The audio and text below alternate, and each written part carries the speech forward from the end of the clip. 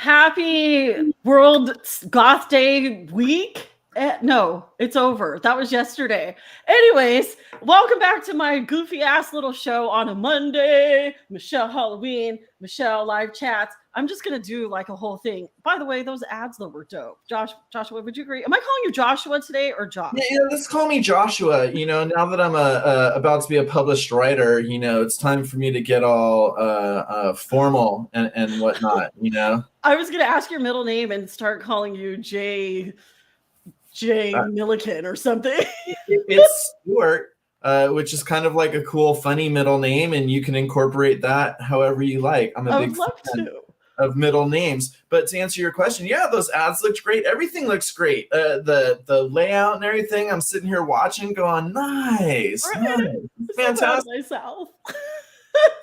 But this last time you had me on, I didn't have my cool setup that I have now, and your show is just looking so fantastic. So it's really a pleasure to be here. Yeah, and I love that we're both such stoners.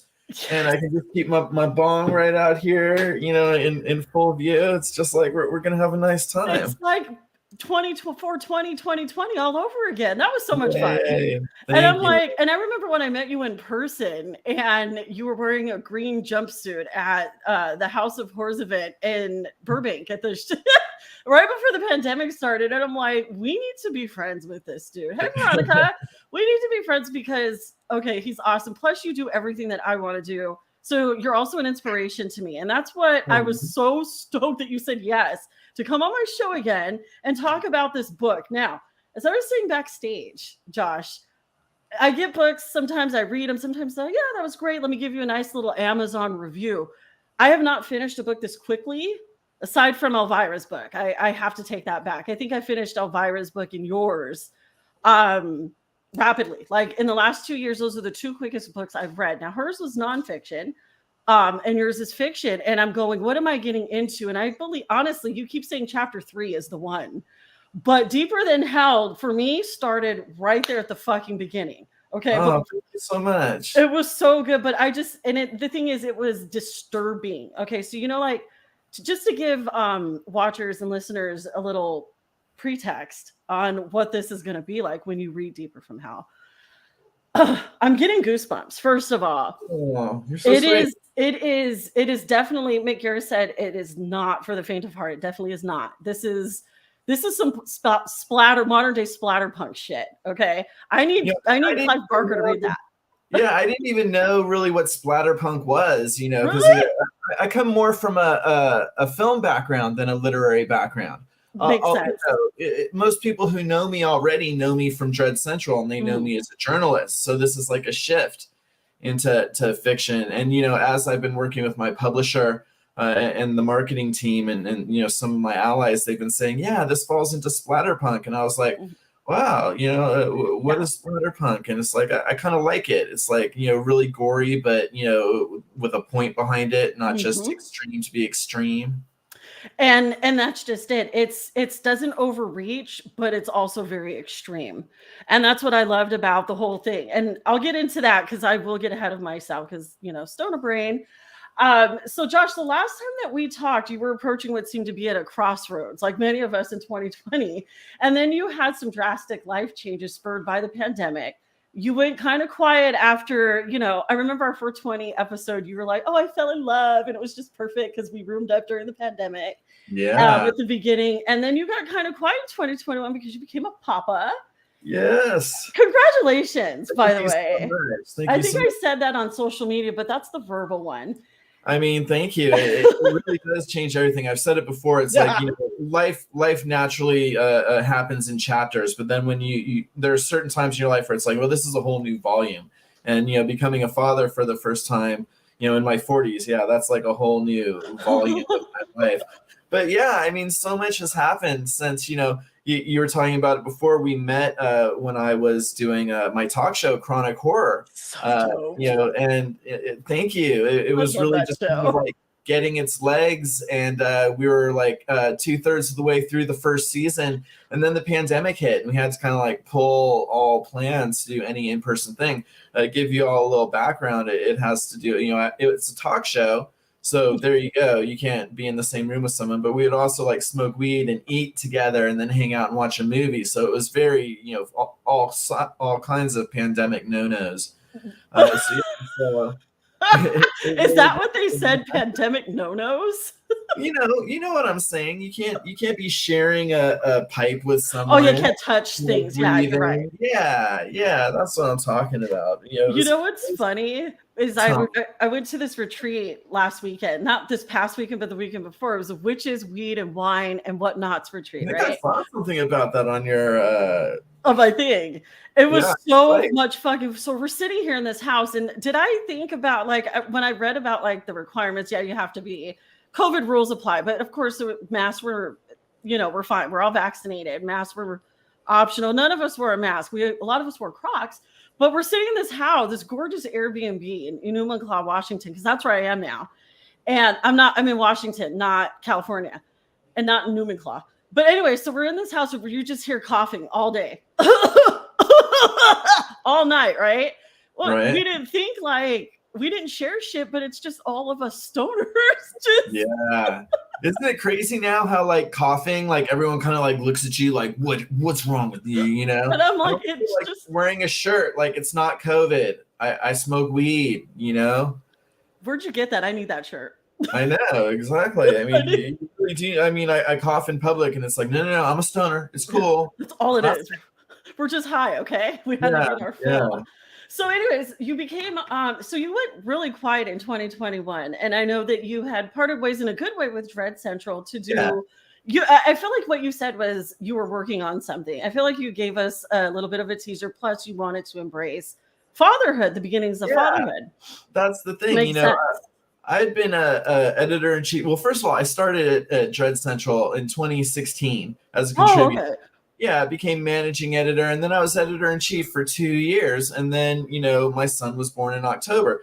I had planned to take considerable time off. I said, look, I'm going to take at least 3 months off. And then, as soon as I'm starting to take the time off, it's like, I'm not going to go back. I loved it. Don't get me wrong. I loved it. Best job of my life. But insane hours. I can imagine. Just like chained to your computer. And now I want to do the thing with the kid and the wife, right now for a while. So I knew that I didn't want to go back to those insane hours. No, I don't blame you as a mom. Yeah. So you know how it is. What I did was I put a lot of irons in the fire. I did more than just like, try to get this novel published. I'm still trying to get into acting, I'm working on other books and projects. I even pitched a screenplay to a company recently, waiting to hear on. I've got a lot of different things in the fire, but the thing that kind of like came to fruition first for me in 2022 is the novel Deeper Than Hell. And just let me tell you real quick, because it's a whole other story, but like, it's not like I just cranked this novel out, since I stopped working at DreadCentral. I actually wrote this way back, like when Obama was president. But when I was at, DreadCentral, I was just so focused on, being DreadCentral, so all my own creative endeavors and side projects really just went on the shelf. So it was only when I had this time off because of my paternity leave that I started like reaching back and being like, well, what do I have in my arsenal that I can, maybe use to start this next volume in my life. And luckily, I met a great guy named Sean Durger, and he really liked Deeper Than Hell, and he introduced me to Mark Miller, who runs Sleepwalkers. Mark Miller, he used to run Clive Barker's imprint Seraphim. So, and Encyclopocalypse is just such a wonderful imprint to be part of, because they publish stuff by Mick Garris and Joe R. Lansdale and John Penny and Brian Yesna and, Tom Holland. I'm just like surrounded by these literal bona fide masters of horror. And then there's me, Josh Millican, the guy from DreadCentral. But it's like, that's the great thing about Encyclopocalypse, because they also put out these new authors and people like me who are just kind of like starting out in literature. I'm a total like newbie in the whole world of horror literature. I was immersed in horror movies and DreadCentral and horror journalism for the bulk of a decade, and now it's like I'm a baby in this brand new world. It's intimidating, but also you have such an astounding amount of support in the horror community, especially down there in LA, because I assume in and I'm high. No, it takes a minute. Yeah, to wrap your mind around it. It's thank you. I'm not going to say it again to butcher this amazing company, but I was looking into them and I'm like, this is really dope. But also you have the whole entire pre-pandemic LA at your disposal. You have some really great contacts and really great support. So that felt to me, I would feel like that's a really good cushion and they're going to tell you the truth. So, so you have a really great community to go, okay, well, let me try this out. To have that support behind you is really dope, especially in the baby rookie phase of writing, which I hope I get the same thing, when I come to actually publishing some stuff. Hey man, you're anything I can do to help you with that, But yeah, I mean, I'm so blessed to one have landed in Encyclopocalypse, and two, I did make some really great connections during my years at DreadCentral. Mick Garris, his podcast Postmortem with Mick Garris, the #1 horror podcast in the world, in my humble opinion, is part of the DreadCentral podcast network. So he and I used to work together in a sense. For a few months before I went on went on to do my thing. So not only that, I had met him at events, and he's a really great guy. So the fact that he is affiliated with Encyclopocalypse, the fact that he was willing to read Deeper Than Hell, and the fact that he gave it such a wonderful endorsement is just so humbling. So thank you, Mick, if you're watching this. Also, really got to thank Peter Atkins, who horror fans know. He's the writer of Hellbound, Hellraiser 2, and Hellraiser 3, Hell on Earth, 2 of the best films in the Hellraiser franchise. He read it and had some really great things to say about it as well. And it just meant so much. I mean, because as you know, having read Deeper Than Hell, obviously I was inspired by Clive Barker. So having somebody who was genuinely part of that franchise, the Hellraiser franchise, getting him to kind of like give me some positive feedback too. I was like, wow, that's just so amazing. That is awesome. You deserve it. And I'm really grateful because I was reading other reviews. I waited until after I finished the book to see what other people had to say about it, to make sure that I'm not, first of all, it's again, not for the faint of heart. So I wanted to make sure that there's nothing wrong with me for enjoying it so much. And it's really rare where I want to read a book again. And I have so many notes that I took so I can go back to it, because I feel like this is actually going to be one of the best horror books of 2022 that are released. Wow, because, and let me tell you why. I may have some differing opinions, differing aspects and perceptions of what happened. I'm really glad that you brought up that it was real. It was inspired by Clive Barker and a lot of his work, because I read, I think it was Phantasmagoria, where they're like, oh, it was real Lovecraftian. Honestly, I'm tired of hearing Lovecraftian comparisons. You can't compare anything in horror without Lovecraft being tied to it. We get it, okay? I like hearing about the more oddball, underrated, even though I don't think Clive is ever underrated, but he's not talked about as much as Lovecraft. But I guess it's because he's still alive. I don't know. But I really love that you brought that up, because I got a lot of grindhouse, and the first thing I thought of, this is some bitch and splatterpunk, which I didn't learn that term until I talked to Clive himself. He told me, and I'm going, because he's one of my favorite authors, like top 3. Guy.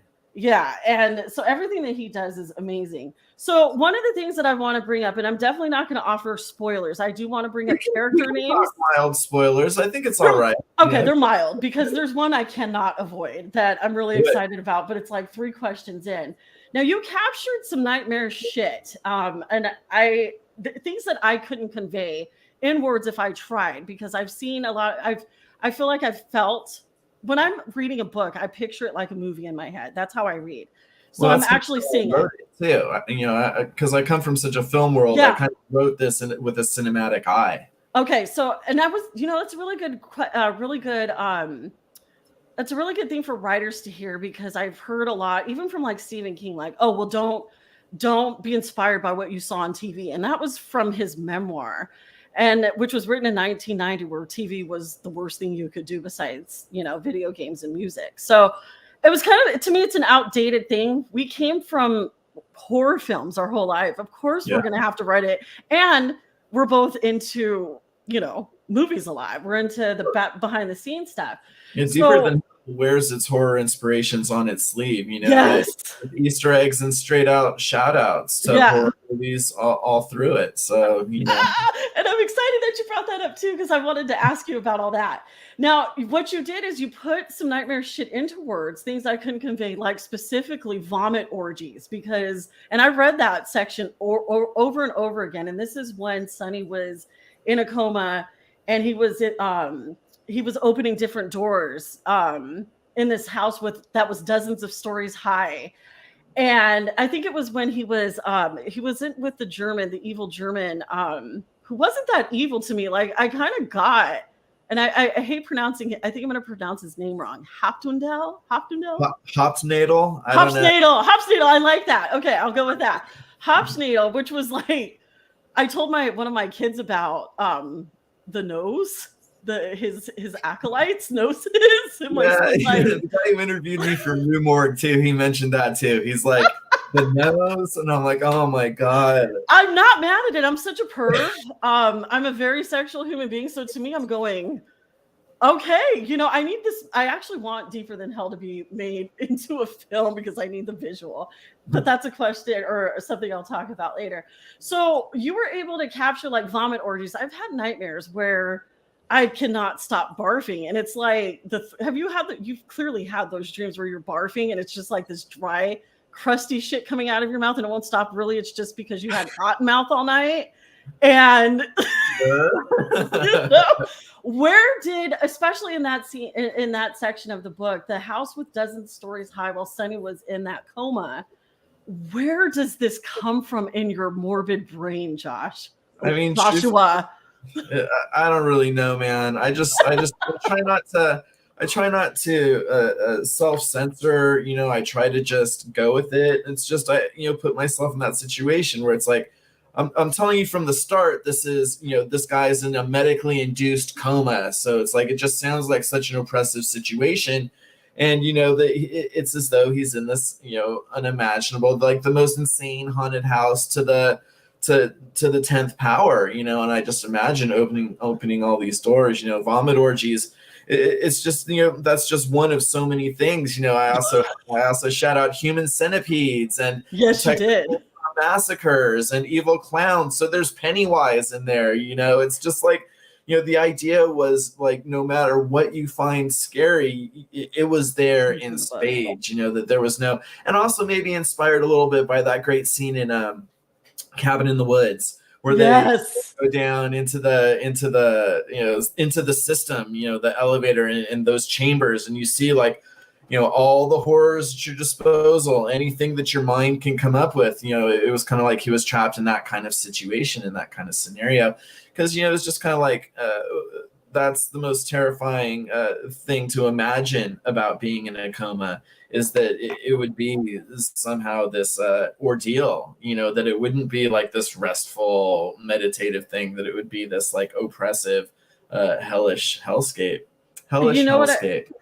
Yeah, and that's, what I was thinking was, I was recalling one of my husband's friends who survived a coma. He was in a motorcycle accident and he was in a coma for 11 months or some shit like that. And so he comes out and he was like this asshole before the coma. So he went through his coma, came out of it, and he found Jesus. And he was like a skinhead. He was like just this terrible person. But so I'm going, I'd rather, I don't know what, I don't know. I think comas to me would be a personal hell. We won't know until but then there's people like him, and I'm going, I think our minds, if we were in that, it is the most horrifying thing. So I think that's how I would feel, is exactly what you wrote in Deeper From Hell. Now, as you had mentioned, you did a lot of shout outs, and, as far as like horror, or classic horror films, I can't wait to get into those. But one of my favorite parts, one of my absolute favorites, was in Tabernacle City's Elfman's Forbidden Knowledge. And now, again, this is one of the sections of the book that I cannot give away too much, but allow me to read or sing terribly a verse from Just Another Day. Everyone knows this song from Oingo Boingo, right? But it's this happy song. I shouldn't have to explain this, but I feel like I have to. It's this happy song, but it's actually one of the darkest fucking songs out there. That's what Oingo Boingo was so famous for. So I'm not going to sing it because I got stage fright. I had a dream last night and the world was set on fire, and everywhere I ran, there wasn't any water. So you kind of can't help but sing it. The temperature increased. The sky was crimson red. The clouds turned to smoke and everyone was dead. So obviously Tabernacle City was my favorite part of Deeper Than Hell, because it was it was like kind of the break, like the breather of the story. And I love the fact that there was this verse, there's this, it was worded Elfman's Forbidden Knowledge. This whole city kind of revolved around Danny Elfman and Oingo Boingo, and the lyrics of the song as like a premonition, a prophecy to an apocalyptic event that was going to happen or already happening on the surface while Sonny and Drew were making their descent down towards Xanadu, right? So, okay, so what was my question? Clearly, I mean, you can't be a horror fan without being a fan of Danny Elfman and Oingo Boingo. So who in horror isn't? And despite the catchy melody of Just Another Day, with it being such a dark song, how, it's just, that's a goth thing too. We like talking and singing about depression, repression, and all that other stuff that makes us feel good when we do it. So what enticed you to elaborate and create a whole level, basically a whole circle of hell from Elfman's, and create it and turn it into Elfman's Forbidden Knowledge? Like, why Danny Elfman and why Oingo Boingo? Why that verse? Is it just one of your shout outs or just one of those things as you wrote the book? I mean, it all comes from, my life in some ways, but, I was a huge Oingo Boingo fan in my teenage years and beyond. I discovered Oingo Boingo in my early teens. I lived in Southern California, which is, their epicenter, and they were like, hometown heroes. And that song, Just Another Day, just always really got to me. It's still one of my absolute favorites. And I saw Oingo Boingo in concert in 1987, one of their famous shows, Halloween shows. And recently, Danny Elfman played Coachella, doing a wonderful mix of stuff from his new album, Big Mess. Some of his he had an orchestra, so they performed some of his scores from some of his best known movies, and he also did Oingo Boingo songs. And he did Just Another Day. I don't know if you streamed it.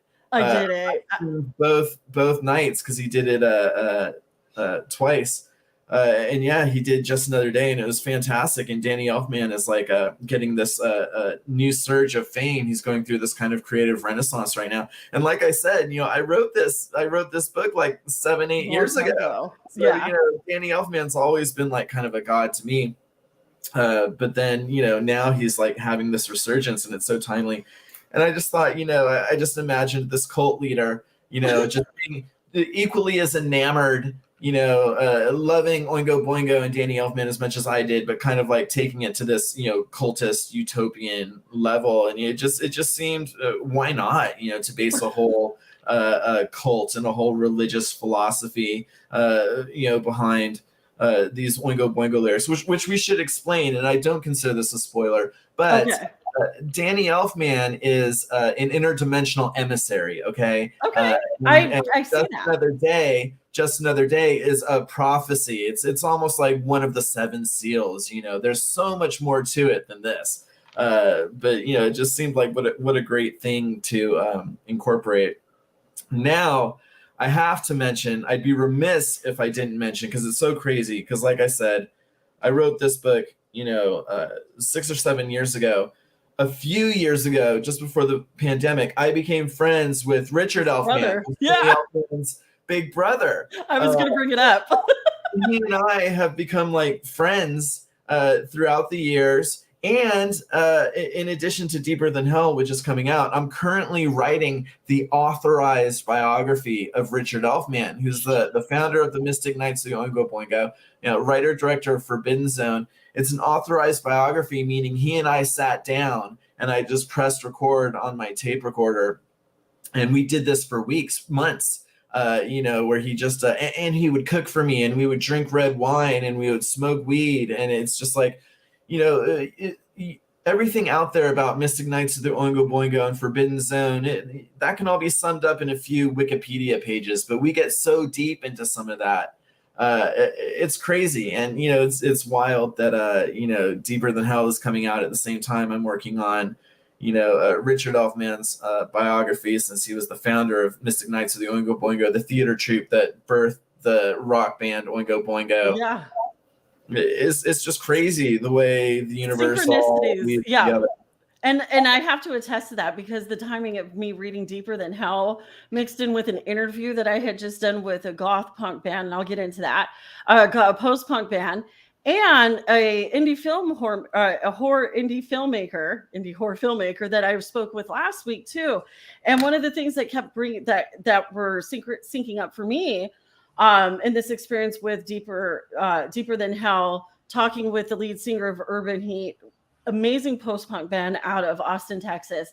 And I spoke to Doug Howley the other day, who is coming out with a really dope ass film that it was so funny. The questions that I asked, I was all worried about this interview. But one of the things that popped up for me was the heroin addiction. Okay. So I don't, again, tell me if this is a no-no to bring up, but it's fine. Okay. So what happened was I'm reading Deeper Than Hell, which, the protagonist, his name is Sonny. Well, I call him Sonny. Up until the end of the book, where his story comes full circle. Excellent fucking climax, by the way, and ending. This book was it was so good.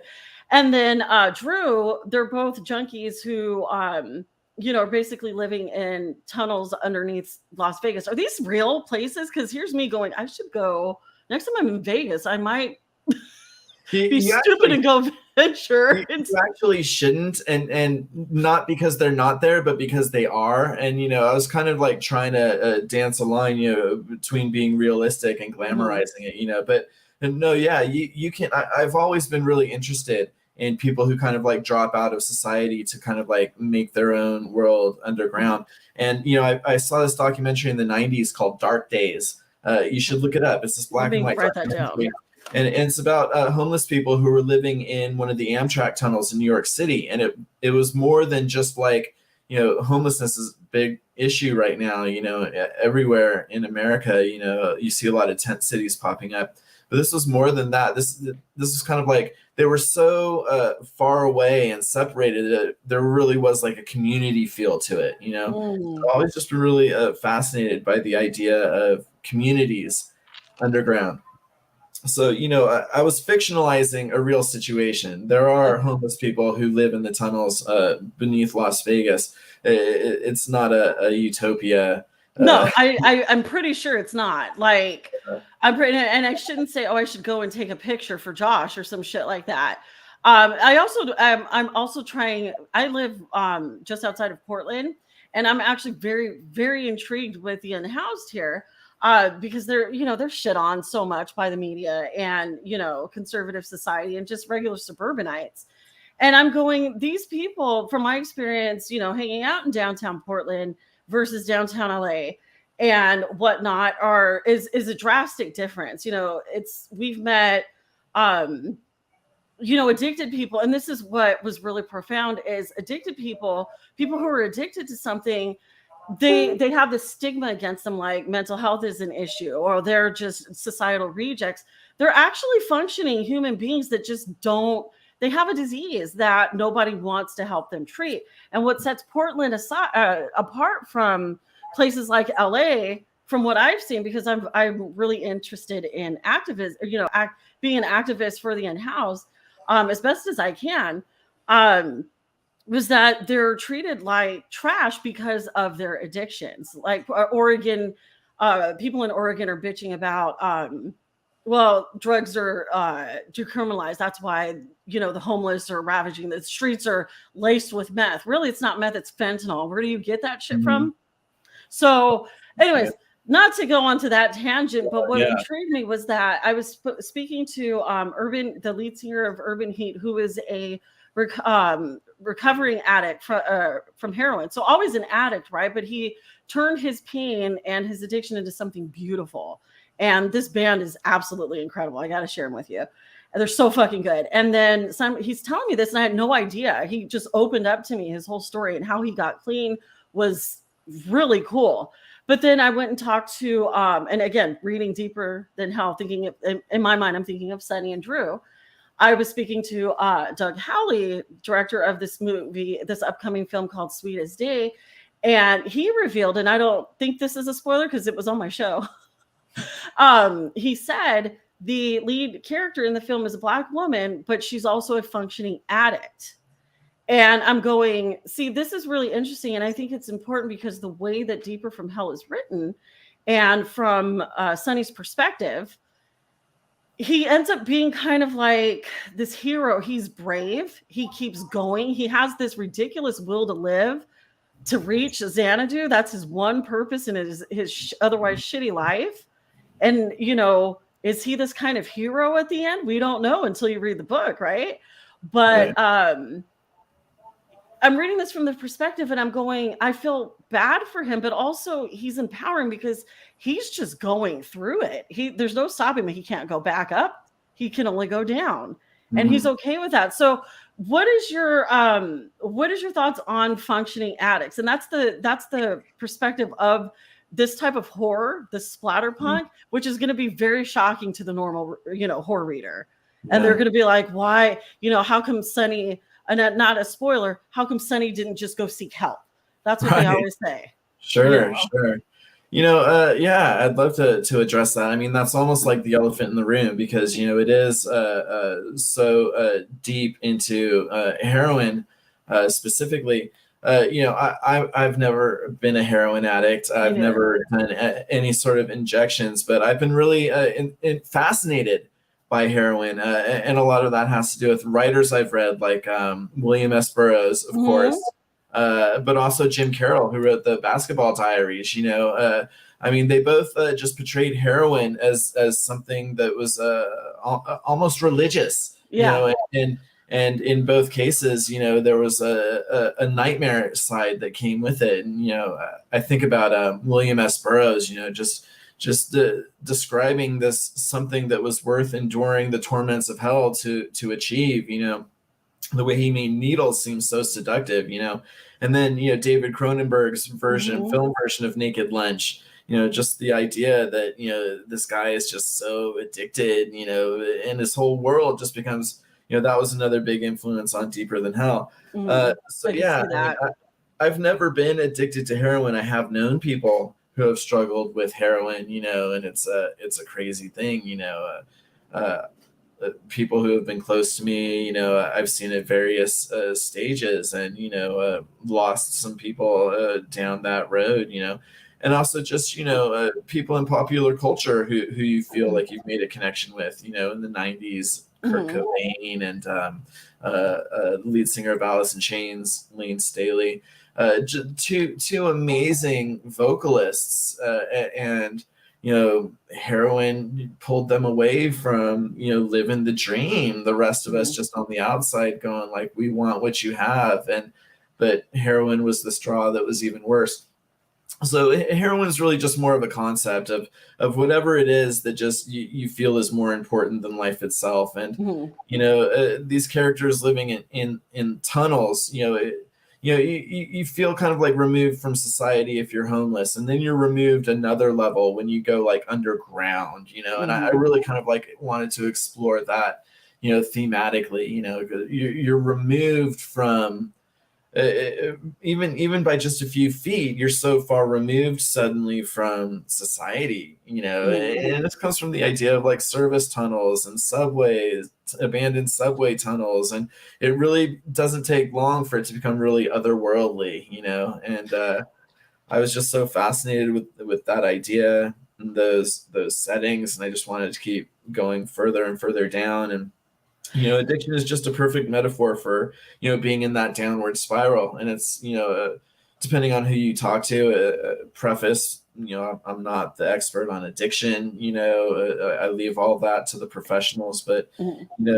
everyone says, until you hit rock bottom, and then what about the idea of, well, what if rock bottom was kind of just the beginning? What happens then? And that's I've thought that. Okay. So everything that you're saying is shit I've wanted to say out loud for a really long time. Cool. I find addiction, especially with things like heroin, fascinating, because I personally, because I've seen the after effects, I guess I have that thing in my brain that door that says, or that boundary that goes, don't even try. It's like why I won't watch a Serbian film, because I've been warned enough about it and told, like, people, I don't know. It's just one of those things. Have you seen a Serbian film? I won't watch it. Well, you know what? I actually saw it at a screening with a group of people, and that really shit.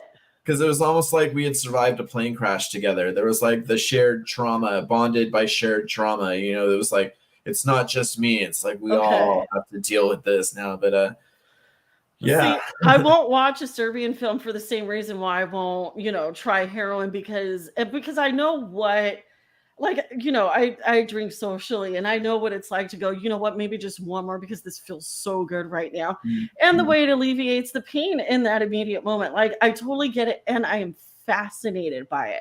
Did I ever think to write a book about it? No, that's what you were for. But I also think it gives some visibility and representation to addicts who, instead of being, shunned from society, it gives them visibility it gives them some representation, which I know they're human beings. Why don't they deserve that representation? Because honestly, they're outcast.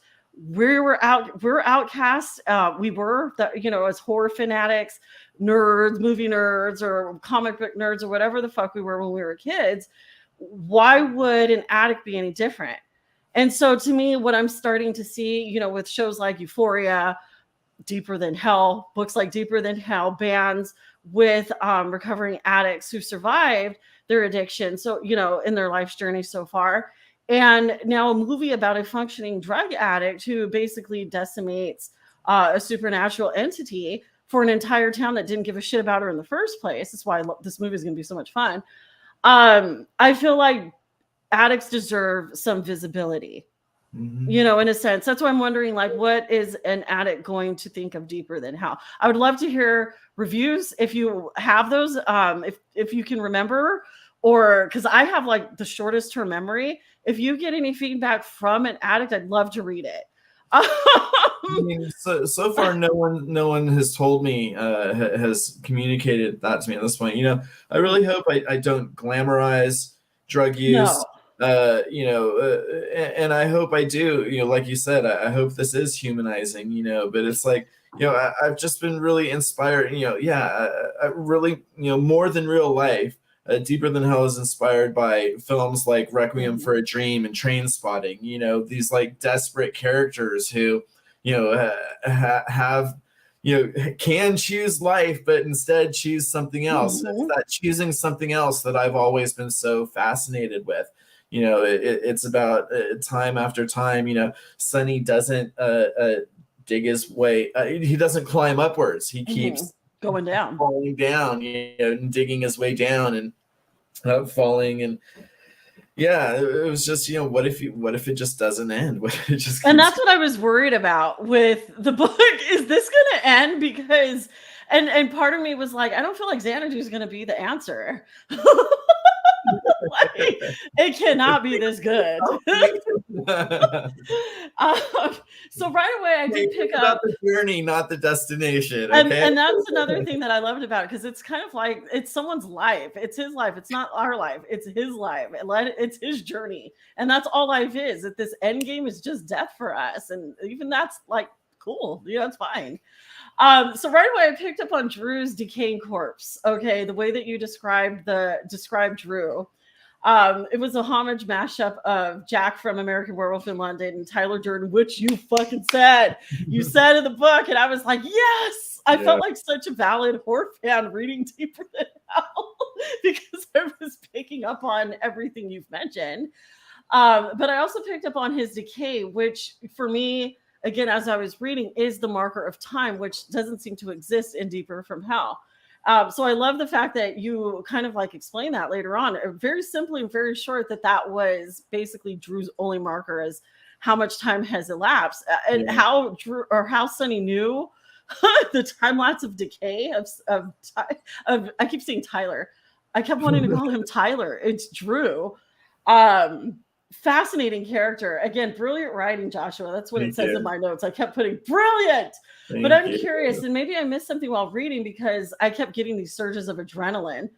How much time would you say, as the author, the creator of the story, did actually pass between Sonny and Drew's descent to Xanadu? I mean, probably a year, and I'll tell you why. It's because, when I first imagined Deeper Than Hell, I imagined writing it as like a serialized short story, or I imagined it as a serial where I would publish like one chapter a month, and at the end of a year it would be done. So it almost, you could say like a year, because the plan was to the first plan I had was to present it over the course of a year. That didn't happen, by the way. But that was, kind of like the inception of it. I talked about it on another podcast I was on recently. So we'll talk about it. We'll talk about different things here, but, just briefly. But yeah, I think a year. But the crazy thing is, it could be overnight, or it could be infinite, And yeah, it's like part of what you said, about Tyler Durden and me saying those things outright. It was because I know you guys are so savvy. I know you're going to be so that's why I also referenced Jacob's Ladder, right? Yeah, because I know that people are going to be on chapter 3 going, is this a Jacob's Ladder situation? Am I just going to get to the end and find out like this was all just a dream? I kind of like say it for you. I know you're thinking it. So like I just put it out there. It's like, maybe this is, you don't know. Until you read the fucking book. I know that's what you're thinking, because that's what you would normally, a normal smart person would be wondering that at this point in this kind of story. So there you go. Let's acknowledge it and let's keep going. It's so funny because horror fans are such fucking gatekeeping motherfuckers. So I'm not, because when I honestly, the way that I pictured, and I hope I articulate this properly, what I was thinking, because again, I was super stoked, that like really excited that I wasn't going to bring you on the show and pretend that I liked your book, or you know what I mean? But I thoroughly enjoyed it. In fact, I want to go back and read it again.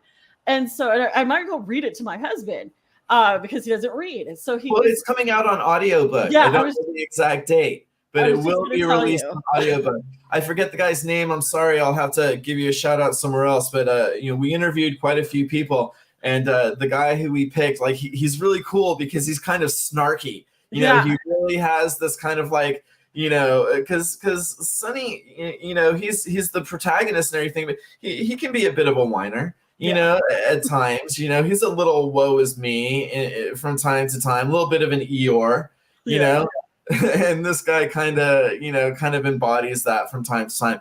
And, he's a bit of a smart ass, and Sonny's a bit of a smart ass too. Not as well. Yeah. Sonny and Drew are both kind of smart asses, but so there's going to be a great audio version of it coming out too. I can't wait. I was definitely looking into the narrator that, and here I just have to look at it, Encyclopocalypse Publications has, and I honestly, I was like, thank you, Joshua, for kind of like introducing me to the publication, to the publisher, because now I'm like all intrigued and I want to go talk to everyone there and interview them. So they put out a really great product, I love these, like they're all spies, and you got novelizations of classics, and you got brand new authors like me, and it's great, dude. You've got it. If you end up on a book tour, I need your ass to come up to Portland. We will all the bookstores would love you. And that's what I love about it up here. They love even the fucking library picks up local author books. Like there's a vending machine of books in the mall, the mall, and you can get books from local authors. And I'm like, fuck yeah.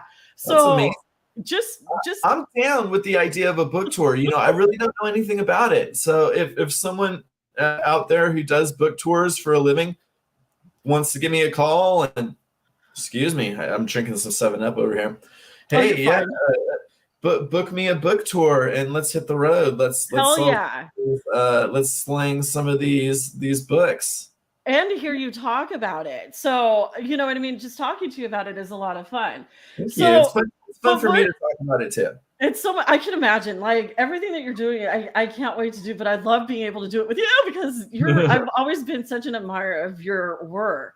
I just always knew I love the way you write, and obviously I love your fucking writing.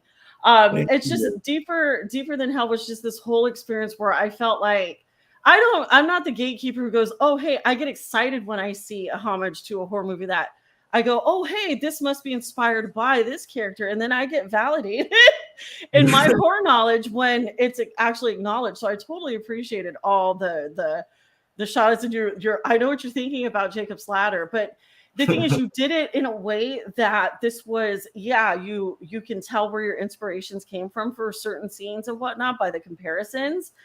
But this was a genuine and unique story, an authentic story. Again, one that, gave me the heebie-jeebies.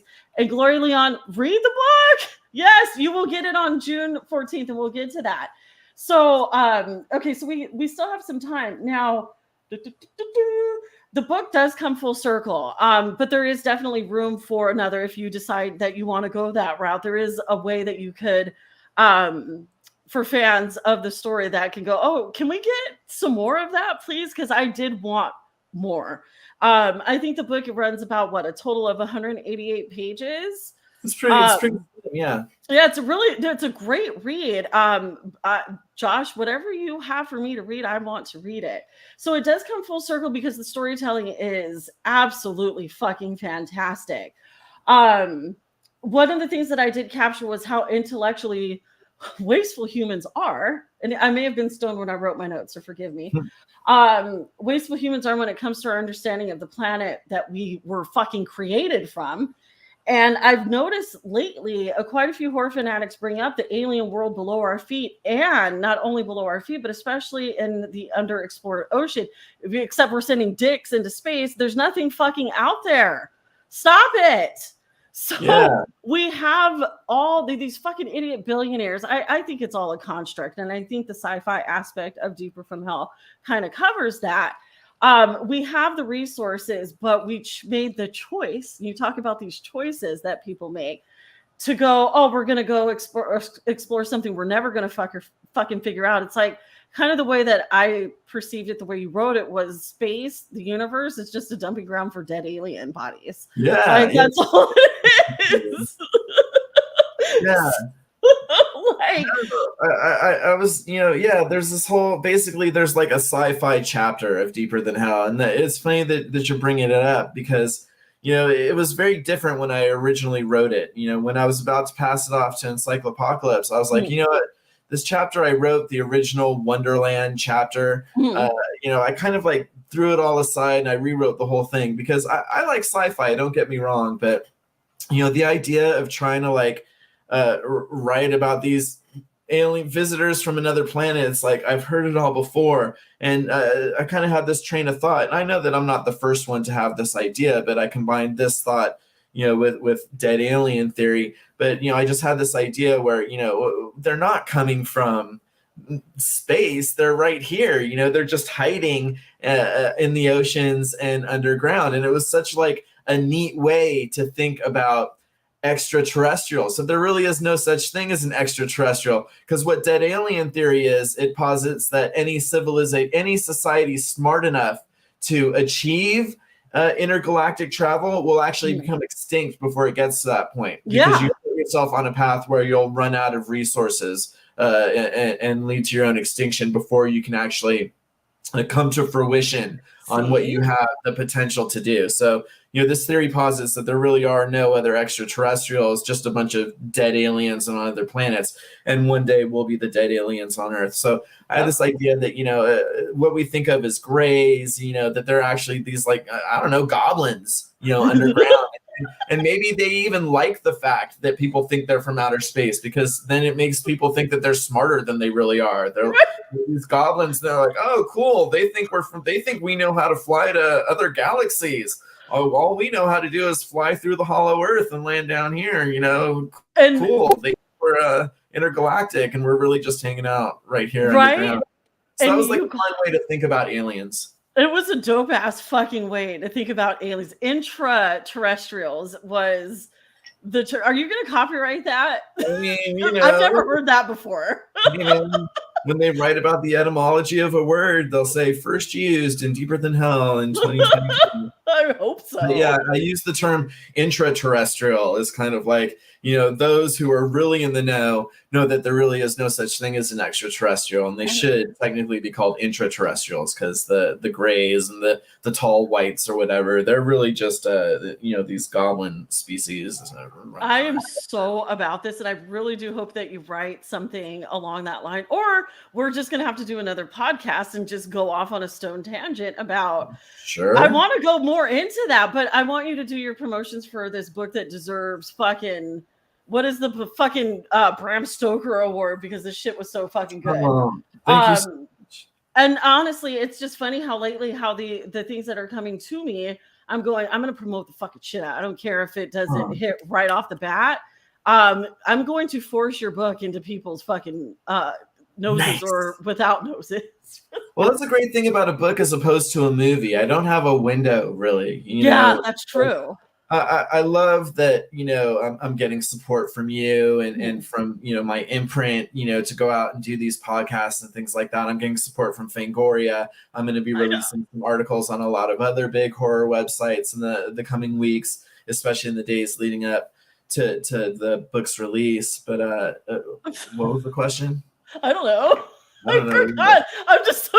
This is another reason why I love talking to you. It's like having the conversation with myself. I don't know.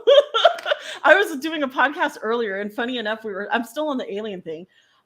We were talking about signs, even though we were talking about the movie Terrifier, which is dread, synchronicity.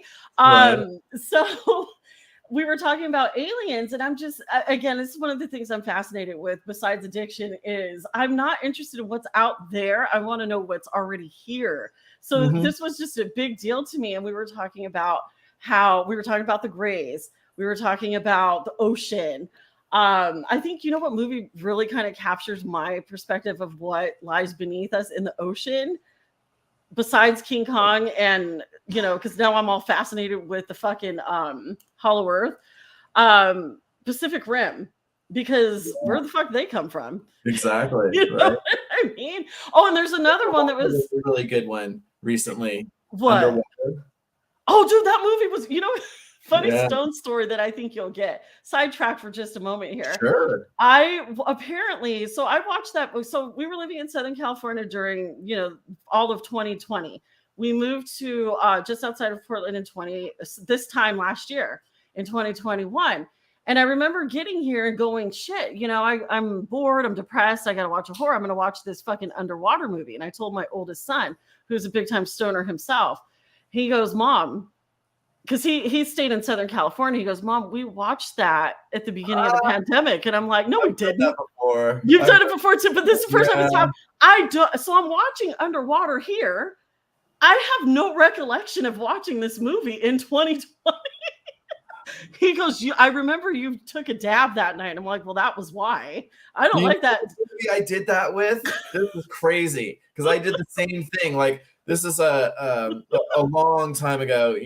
I was ancient history, but I used to be married a long, long time ago. And I used to stay up late watching Netflix. And, I watched Martyrs. And the next morning, my wife, wakes up and I'm like, I just saw the craziest fucking movie last night. It was the most violent, crazy shit. And then there were torturing, they were underground. And then it turns out it's a cult and they're trying to find out the secrets of the afterlife. It was the craziest thing I ever seen. And she's all, Josh, you've seen that movie before. You told me about like 2 months ago, you watched it and you were already telling me about it. This is the second time you've told me about it.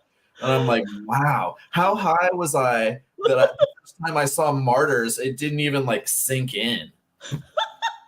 I love being a stoner for these kind of stories. It's kind of fun, huh? It's so much fun because I'm like discovering all this shit about myself and how my mind can actually turn off. So I'm wondering which version of Michelle is existing in what in which reality. Seriously. I love weed and I love talking with fellow creative stoners. It's like we're the perfect examples of what Kevin Smith said about stoners. Why are you looking? Don't judge me with your face. He's looking. He told me to stop getting high on my podcast, and I'm like, why? Not this episode. Not this, right? It's like you're not making sense. I'm like, well, I do to me, and my guests come back, so I don't know. So, okay, back to the book because I went off on another tangent about aliens. Okay. Which I'm really. Here's the other thing. This is what I was going to bring up. I am not. Okay, I loved Star Wars up until Disney exploited Star Wars. And I love certain sci-fi films, but it has to be horror elements. Like, right? No, Josh is allowed. He was really excited for today too. It's you made me lose my train of fucking thought again. What was it? Oh, they have to be scary sci-fi films. Like we were talking about Signs. We were talking about Event Horizon. Oh, we didn't talk about Event Horizon. But I wanted to, it has to be a terrifying horror movie. There's just one recent with Robert Pattinson that I didn't even want to watch, but it was actually quite fucking ridiculous. And there was like the Creep Show episode on Shudder that had, you know, dude from True Blood in there. And it was a good sci-fi segment. It was okay. Sci-fi is really hard to nail.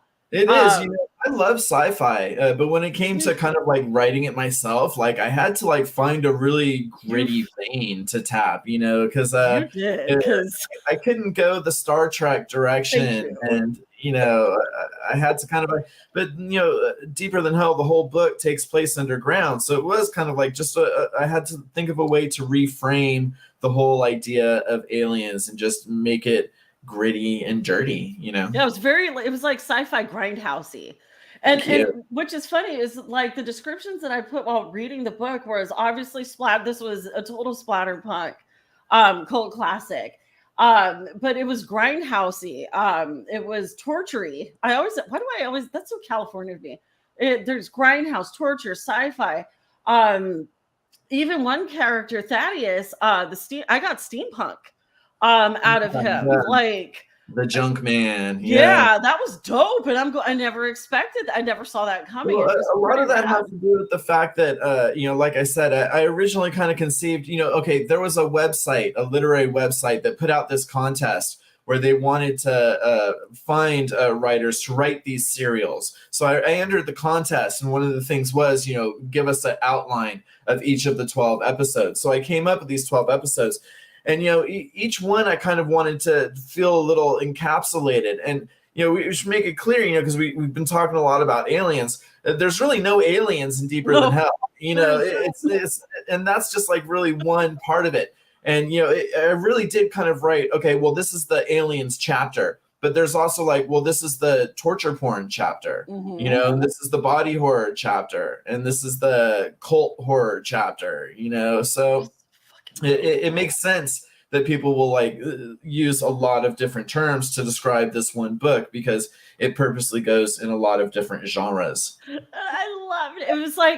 It was like a subgenre anthology type of thing. And, you know, I'm really curious, do you still have those outlines? Like, do you have any intentions of like showing? I mean, it pretty much is. It pretty much is Deeper Than Hell. Yeah, it came to fruition as I put it in that outline. And see, that's the thing. Like, I didn't get the job. Or I think it was a contest. I didn't win the contest. I didn't get the job, but I had already mapped it out. So I was like, well, I'm just going to write this anyway. You know, and I had attempted writing novels a few times before. Excuse me, and I just got too far out into the weeds. You know, I figure you start at the beginning and you know when you're done. And I just got too far into the weeds. But having this map and just sticking to the map and the parameters that they set forward, they were like, we want each chapter to be between 2,000 and 5,000 words, you know. So I had all these parameters, you know, and I just created this crazy cinematic story, epic story, this year-long adventure. And I just imagined it and crammed it down into these, you know, 12 little chapters. It's fucking fantastic. And this is really intriguing and helpful to aspiring writers. So we already talked about addiction, and I think what I wanted to convey about the protagonist trope is we were typically used to the typical horror formula of privileged, well-to-do regular members of society, jocks, horny teenagers. And the fact, I did want to give you, kudos, applause, or whatever to actually using an addict as your protagonist. So that's my good job. And because honestly, we have, I love horror so much, and I love the horror community so much, and I love revisiting, the classics. But I'm also an intraterrestrial. I want to know what makes people afraid. I already know what made us afraid in the 80s. I know what made us afraid in the 70s. What's going to make us afraid now? So besides from being Black in America, that's one of my biggest things. A woman in America, a Black woman in America is terrifying. I love the concept of this film that just, everyone's talking about men. What's more horrifying than cis men that gets upset when their feelings get hurt? So I'm learning all these things that one of the things when I became public with Michelle Halloween is tell me something new that we can be afraid of. I didn't mean literally. I didn't mean a fucking pandemic. I didn't mean that. Yeah, I meant like in the entertainment realm, and I didn't want to go through civil unrest in my lifetime, even though it was always present. But you gave us something new from a different, tell our kids to shut up. Tell them, they always text us when my kids are in a group chat, a family group chat, and they text throughout all of my lives. So I'm sorry if you hear that. No, so this is what you have to look forward to. I'm definitely looking forward to it. Because my kids are adults, 2 adults and 2 teenagers. So thank you for giving visibility to a new type of protagonist that has something, his perspective of what he's afraid of and what strikes him as fear and what he did to conquer his fear. So thank you for that. No, thank you for saying that. I mean, something I didn't think about at the time. I didn't set out with this being a point, and I don't make a point of this anywhere. But Sunny there's not a descriptive word about Sunny. He kind of describes himself a few times here and there, but when you start reading it, there's no reason that you wouldn't imagine yourself, because he's never described as race or, everything about him is just kind of like normal, unassuming, So yeah, he was definitely different than your normal protagonist.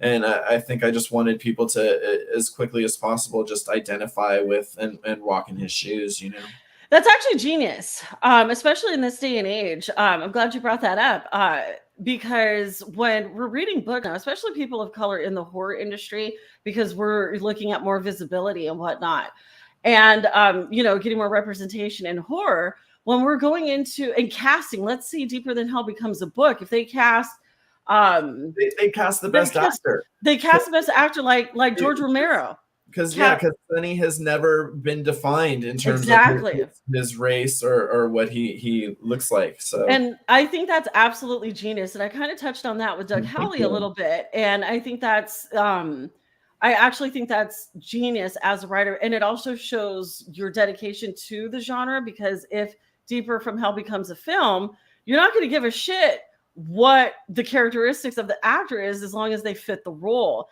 And I think that's how a lot of filmmakers, especially in the big movie industries, need to start casting their people. Not that I'm saying, okay, look, I love my white people. I'm married to a wonderful white man. My kids are very cocky. I love pretty white men.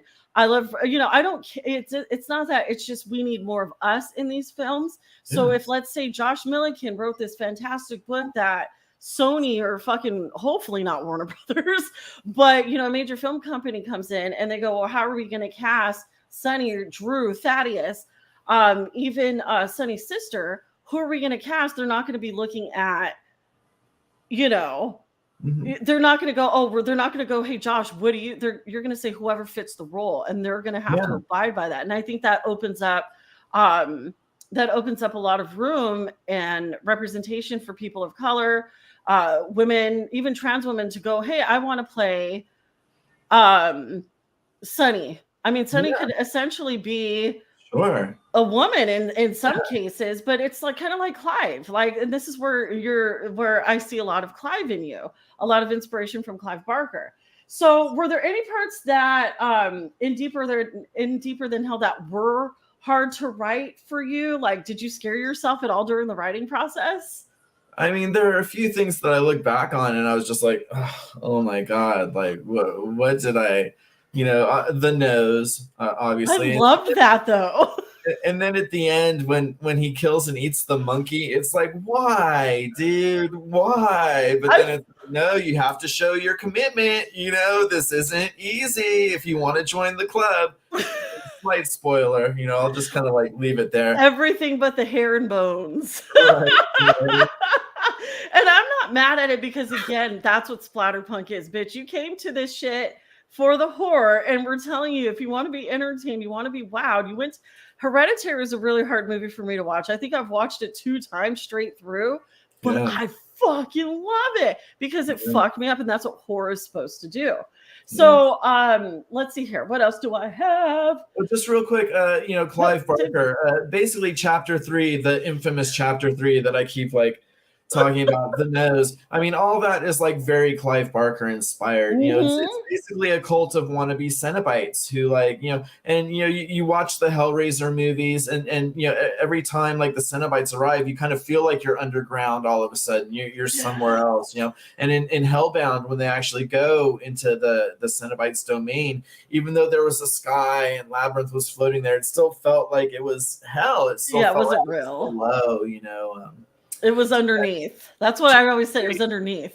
Yeah, chapter 3 is definitely Clive Barker inspired to the point where I even use the word Cenobite, because it's like you're going to be thinking it, so I'm just going to say it again, But to me, absolute genius writing. Yeah, absolute genius writing. So give us the details on the release. And as you do that, I'm going to type it up in the banner for the stoners that are. Yeah, and just make sure you put it in the descriptions. I think I'll even send you the link too. You can put the link in the description and stuff. But if you just go to Amazon and search Deeper Than Hell, it's the first search result that comes up. Thankfully, it is. It was really easy to find on Amazon. Yeah, Deeper Than Hell is being released on June 14th, so we're about 3 weeks out, a little more than 3 weeks out. You can pre-order your Kindle copy now. You'll be able to get your paperback on June 14th or a day or 2 beforehand. I'm not sure. Shit. Okay. And let's see here. Deeper Than Hell, Amazon, release date. I can't type. I'm a really fast typer any other time. It's all right. Release date June 14th. What a time. I want to actually I would love to actually have you back on the show. Let's say, whenever you have time, because I feel like, honestly, I'm going to lose you to the publicity. No, I think I will, because this is, Josh, you have to understand, and I just want you to believe in yourself for at least 10 minutes. And I loved your tweet earlier that you were like, when I'm famous, isn't this how it works? Because I've been an admirer of yours for a few years now. Oh, thank you. Just embrace it, because what this book was phenomenal. And I know what's the hard thing is there's a lot of readers out there, a lot of readers of horror that need this in their lives. I just read before reading Deeper Than Hell, the last book I finished, which I was late to the game with, was the Southern Book Club's Guide to Killing Vampires, which was an intriguing read. Deeper Than Hell gives so much that the horror community needs. We need to read more. I'm sick of social media bullshit. I'm sick of I know we need it for, networking and whatnot, but just to put ourselves and bury ourselves into a really good book, especially as a horror fanatic, where we're being inundated with film after film. I need a good horror book, and you fucking nailed it on. Thank you so much. More than one genre of horror. So, and again, I wasn't surprised because you're a very talented individual. I've read your writing. It's especially on the nonfiction front, more on the journalistic front. So send me, if you're inclined, anything that you want me to, anything that you like sharing to read. I won't share it with the world. I just like to read from people that I admire. So share with me. I'll share something with you. You can be one of my beta readers for sure. Please, I would love it. And honestly, same goes for you. I'm not going to bother you right now because I want this is your moment. You know, all of summer of 2022 is for Joshua Millican and Deeper Than Hell. This book was fucking phenomenal. Thank you for spending the time. I hope that your media, your PR tour to promote the book continues to go well. I think I sent you to Halloween Lovers Club. I have a few other horror fanatics that I'm going to be on now that it's Monday and it's still light outside at 8:11. This is never time. Hit me up. This is my podcast tour 2022. I'm doing a podcast book tour. But yeah, if you want to stay in touch with me, best way is to do it on Twitter at Josh_Millican, Millican. So almost like what you're seeing there, but just Josh_Millican on Twitter. Follow me there and you'll get all the updates you need. Not just about Deeper Than Hell, but other stuff going on in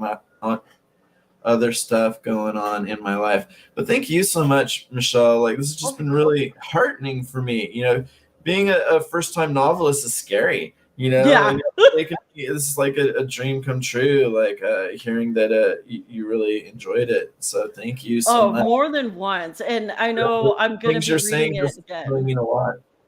Thank you. Double, triple reader that I cannot actually wait to get a physical copy of, and I can't wait to see you. You know, real quick before we go, do you have any public appearances that you're going to be making down there in LA? Yeah. You should basically just follow me. We're working something out in July. I don't want to announce it just yet, but July Dark Delicacies. I was just going to say. It's gonna happen. So stay tuned. ... Follow me on Twitter. And you're going to find out about it. And let's hang out in July. Hell yes. Okay. I was going to say Dark Delicacies is the starting point to jump all that off. And it's going to be a dream come true for me because I've gone to so many signing events there. Right? I love you so much. Joshua, stick with me. Everyone, thank you for watching and listening. You can continue. Again, follow Joshua Millican on Twitter. I don't think you do Instagram. I know you do Facebook. I got to follow you on there. I'm running out of room. I'm about to hit my friend limit unless I become a public figure. So do it on Twitter because there's no limits there as of yet. I love that. Yeah, because Twitter. Yeah, the other ones like censor way too fucking much for splatterpunk. I'm trying to say it like Clive Barker did. Splatterpunk. Splatterpunk's like Joshua Millican. You guys are awesome. Thank you. And again, you can listen on Anchor, Spotify, iTunes. And we'll see you next time. Yeah.